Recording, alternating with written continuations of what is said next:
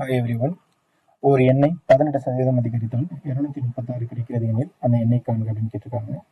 So தீர்வு, இப்போ ஒரு எண்ணை 18% அதிகரித்தால் 236 அப்படின்னு சொல்லிட்டாங்க. இப்போ அந்த எண் அப்படிங்கிறப்ப நான் வந்து என்ன எடுக்கிறேன்னா இ அப்படின்னு எடுக்கிறேன். இப்போ 18% அதிகரித்தால் 236 கிடைக்கிறது எனில் அப்படின்னு கொடுத்துருக்காங்க. அப்படி அதிகரித்தால் அப்படிங்கிறப்ப அதுக்கு ஒரு ஃபார்முலா இருக்கு. I equal to 1 + x divide by 100 into ஏ அப்படின்னு சொல்லலாம்.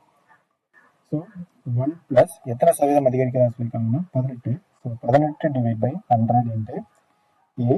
அந்த அதிகரித்தால் கிடைக்கக்கூடிய அமௌண்ட் தான் ஐ, அது 236.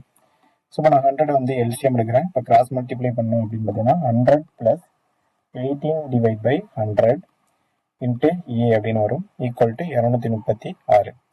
ஸோ இப்போ ஆட் பண்ணோம் அப்படின்னு பார்த்தீங்கன்னா 118 divide by 100 into a. So இப்போ அதை கேன்சல் பண்ணலாம். 59 2s are 118, 50 2s are 100, equal to 236.